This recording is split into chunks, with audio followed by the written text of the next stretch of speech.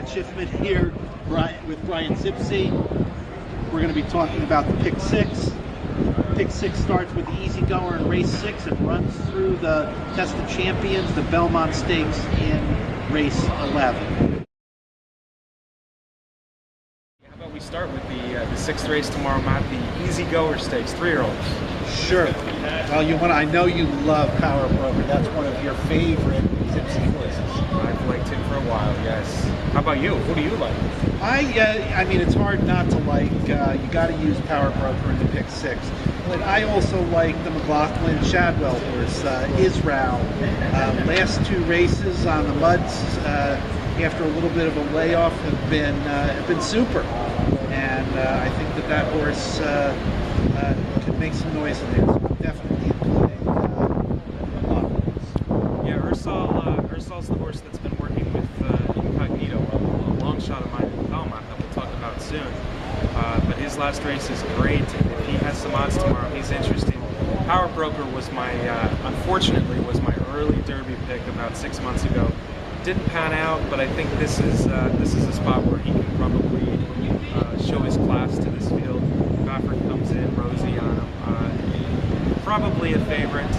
Micromanage should get a lot of money, but I'm gonna, at least a few of the tickets, gonna single Power Broker tomorrow. I like him very much. So we're gonna use the 2 and the 9 in the first leg. Sounds good.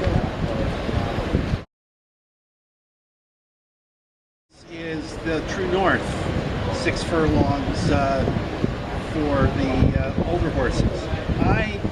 I have a thing with Justin Phillip. Justin Phillip is one of those horses where I just don't ever click with the horse. I had the same kind of relationship years ago with Kodiak Cowboy. I thought you were going to say your first wife. Okay, don't tell my second wife about that. Anyway, when I bet Kodiak Cowboy, he'd nip to the wire, and then I'd lay off, and then he'd blow the field away. So I've been kind of having that relationship with Justin Phillip. I'm going to go with Justin Phillip, and along with Justin Phillip, you get Fast Bullet, who is just what his name says. So I've got to use that in. A lot of talent there on Fast Bullet. I like Justin Phillip a lot as well. A couple things about Justin Phillip I think we should add to that is that he's won 3 of his 6 races at Belmont on a wet track, which it probably still will be. It should be drying out pretty well tomorrow, but by the 7th race it might still have some moisture in it. Justin Phillip is 4 out of 9. He's won over 350,000, so he's probably the horse to beat. Another horse I really have liked lately, a horse coming on, is that 4-year-old for Rudy Rodriguez, Sage Valley. He's getting better, it seems, with every start. His race at Plymouth Mountain Preakness Day was pretty big, so I think you've got to throw him in. Anybody else in the race could win, so this might be a race where you hit the all ticket. It's only 6 horses, 6 betting interests, and you got the defending champion. Taxa Electronica is in there as well, but I think we agree that Justin Phillip and I guess Sage Valley. Do you like Sage Valley a little bit as well? He was impressive. Okay. So those my top pick is certainly even more so with wet turf is going to be Stephanie's Kit. She just loves the wet going, and it certainly is going to be that. Yeah, she's won both of her races on off turf, so she's definitely one of the ones to beat. The one I'm looking at with a little bit more odds, Matt, is the foreign filly, Laugh Out Loud. You don't see a lot of wins on her form recently, although she has won 4 of 10 over in Europe. But she's raced against some really good horses over in Europe and had good form last year. She won a Grade 2 in France, a couple Group 1s last fall in Ireland and England. She was right there. Her one race this year was just okay against males, but I think she's ready. And I think if anybody really benefits from this wet turf, you mentioned Stephanie's Kit, and I'll say Laugh Out Loud could be the one. If it's only a 5 or 6 horse race, this could be another all ticket because it's hard to throw out Center Court. Yeah, it's hard to throw out Hungary Island. Those short fields are a great time to get through all that.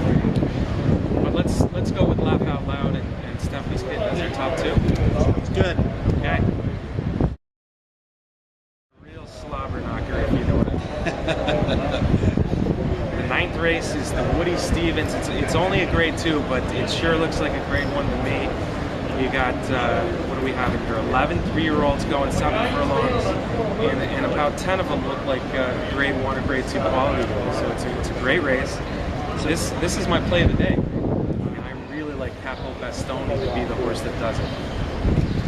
And I can tell you from past experience, when Zipsy really likes a horse, Get off him?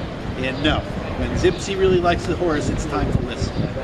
Well, I'm hoping for 6 to 1. I think this is what he was born to do. He's a one-turn sprinter.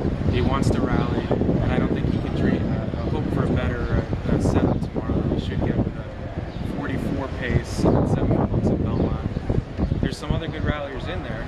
Yeah, and certainly Declan's Warrior is one of them, and that's the perfect example of what I was saying about Brian. Back 2 races back in the Bayshore, Declan's Warrior was one of those horses that Brian was touting very, very strongly, and won the race at the wire at 12 to 1. It created a nice payday for him. I would probably want to use those 3 closers: Declan's Warrior, Capo Bastoni, and 40 Tails in this race for sure. Good. We're against the speed. The speed is there's some really talented speed in that race, but I'm going to have Capo Bastoni singled on at least 1, and I think Matt's right in throwing in the other ralliers on the second ticket, because it looks like it sets up for the ralliers in that race. Let's move on to the 10th, because I don't think it's going to take us too long to talk about 3 words, right? The Woodford Reserve 3 at words. handicap. What are the 3 words? I think they are point of entry. Point of entry is a monster on turf. Interestingly, I think the fact that he got scratched out of the Churchill Downs showdown with Wise Dan because of the course condition, it's not going to happen tomorrow. But point of entry's only race on wet turf was at this track, and it was pretty good last fall. And in all of the hubbub of the Belmont Stake and all the talk about Orb and all the interviews that Shug has done about Orb, just the other day he did take some time to say that there is no horse at in the backstretch of Belmont that's training better or looks better than Orb. That's saying a lot. And then the feature, the Belmont Stakes, the Test of Champions. And once again, the managing editor of Horse Racing Nation has a horse he likes a lot. Yeah, I think it's a wide open race, but I think it's a race where it's smart to try to beat the favorite. I guess Orb will be the favorite. I think Revolutionary will be bet below Expo as the second choice, and I think all of those horses are horses that could win and should run decent races. But I kind of like 2 long shots. I like Overanalyze. He's the horse you're talking about. He's my top pick. I think he ran a sneaky good Derby. I like him back in New York. I think he's okay on an off track. And I think he's the type of grinder that is going to be fine at 12 furlongs. So Overanalyze is a double-digit horse. Incognito I thought was going to be really high. I think he's a 1.5 horse. So he's the other long shot I want to use. I like Orb here. I think he's training really well.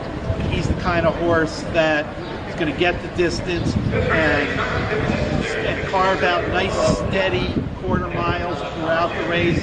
And that kind of style is very effective in the Belmont. So I wouldn't be surprised if Orb actually wins the race. Am I probably going to bet him a lot? Probably not. I might include him in the pick 6 a little bit. Much more value in the kind of horses that Brian's got. Yeah, and the multi-race tickets, I think the Belmont's wide open enough where you can use 6 horses, 7 horses, or be one of them, Revolutionary, Expo, maybe a few others.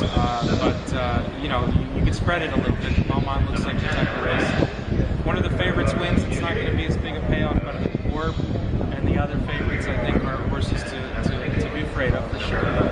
14-horse field in the Belmont is certainly going to help make the Pick 4s pay out pretty well, even if you do cash a favorite. Or even the Pick 6, maybe we'll get that too. It should be a good day. We're looking forward to it. Like we said, the rain is supposed to stop sometime in the nighttime. Hopefully we'll have a good track, drying out track tomorrow, or maybe it's even fast by the Belmont Stakes.